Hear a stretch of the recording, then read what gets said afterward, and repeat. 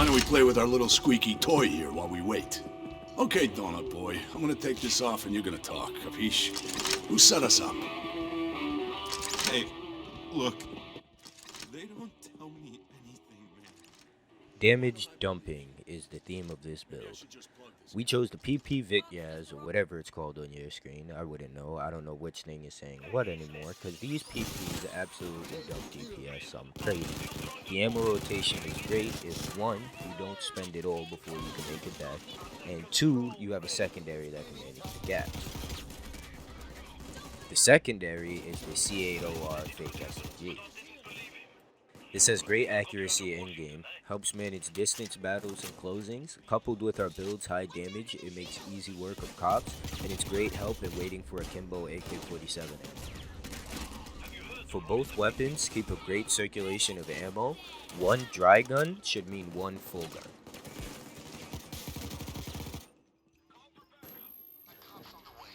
Moving on to the skills, we went buck wild over here. We're going to be doing this bit backwards. It'll make sense once you feel how these things coagulate. We're gonna get the Payday 2 and coagulate it into those holes. We can just coagulate in like a perfect context, and we can coagulate. Yeah. You know what coagulation means? Payday 2 Not a living organism. It does not coagulate. Fugitive. First off, we have Berserker Race. Your survivability with this build is in glass cannon territory. I feel it's a smidgen better than that, like sheet metal cannon territory, but it's the same idea. You got it if you play it right. Berserker complements a lot for us because we'll jump from low to max health frequently, and having higher damage when we want, higher damage when low, or higher damage once in the shits gives us a nice hand to play poker with. You can sprint at full health and be confident you'll have killed something by the time you're low health, or you could be 10 HP, find cover, and be confident whatever crosses your safe space will be deleted. Ghost. Next up, we have Unseen Strike, and even Overkill is crying that this is overkill, but I don't care, I'm drinking they salty tears. This motherfucker make the build hit like a Starbucks fry. No cap. Extra crit chance after a couple of seconds of receiving no damage blends well, considering we'll be jumping in and out of the smoke, so running in or during a pause, you'll always have a punch when you return. Also, Omega Bless up to this skill for its basic tier being useful, while also having a second tier that looks tasty and would be nice, but isn't mandatory. Yeah, that's right, Zerg, I'm coming for your head.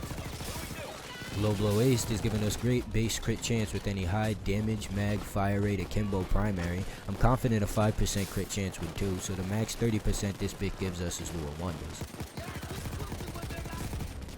High value target not aced, because even if we were hitting stuff at a distance with what we brought, it's a waste in many categories, mainly the attempt at the kill and the skill points wasted.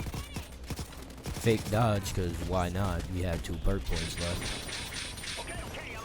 And fuck my teammates, but you need second wind ace to get Unseen Strike efficiently.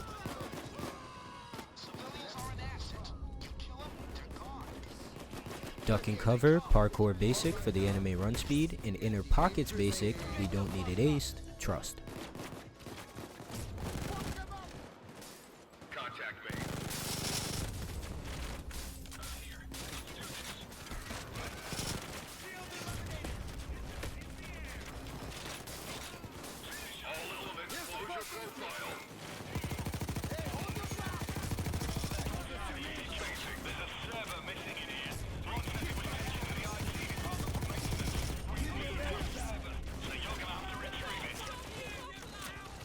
Technician, body expertise.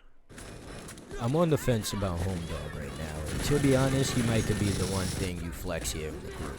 For regular enemies, it makes it so that in a pinch, headshots or hit detection shouldn't cuff you, and for dozers, if you have a full clip, you should be able to kill them with body shots on both weapons. However, we already have really nice damage, and if you wanted an extra 12 points freed, I could see the argument for removing it. But for me, knowledge that I can guarantee a dozer or a group close range without headhunting and reloading is a great comfort. Surefire ace, cause why the fuck not? And heavy impact ace, cause enemies having weak knees is always a bonus. Enforcer. Scavenger ace? icing on the cake for this build. You're gonna need that pickup distance and you're gonna want that extra ammo box. Trust. Shock and Awe Basic is wasted because our final copycat perk is Anarchist, but we def need Shock and Awe Aced because shields need an answer, and this is it. Bullseye Aced because crack cocaine. And Die Hard Aced. This is why we didn't need Inner Pockets Aced. Your armor value is 132 with a tactical vest, but it's impossible, I think, to get crit.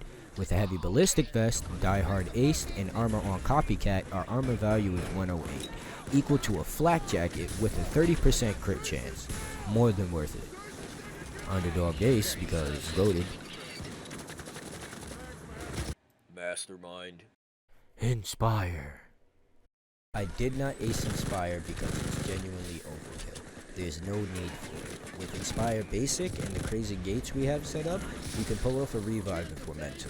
We're not talking about those revives that Kingpin, Stoic, and Leech players get into. I'm talking real ones.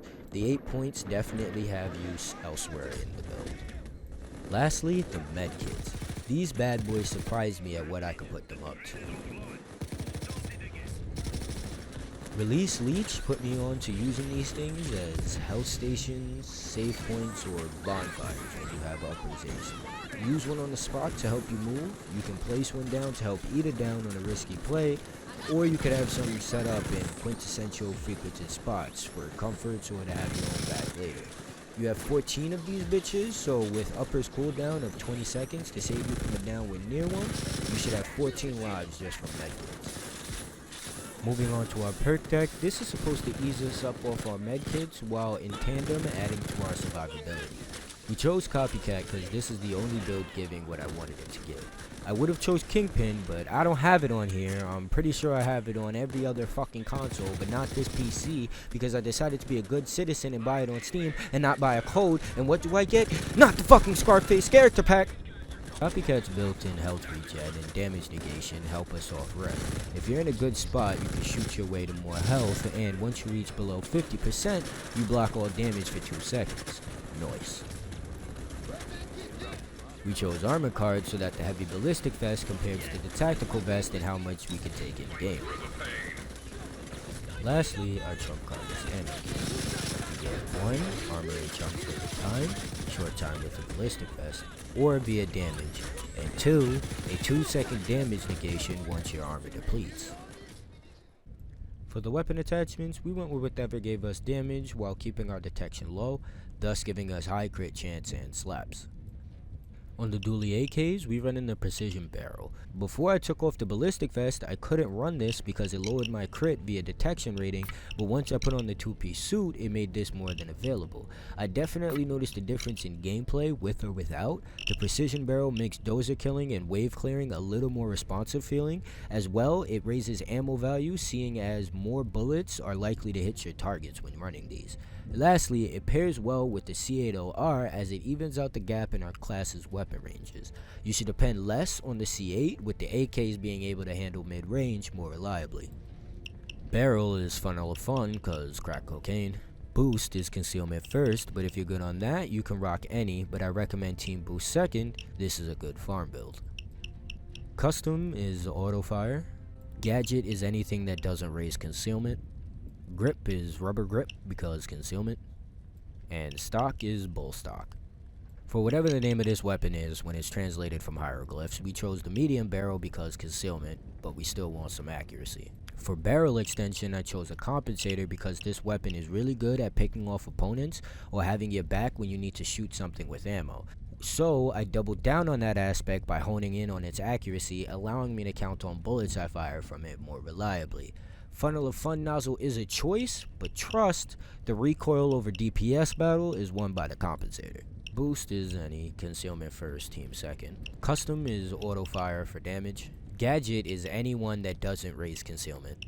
Mag is vintage mag, but I think the plated AR is better if you can equip it. Sight is the compact profile sight, cuz sturdy.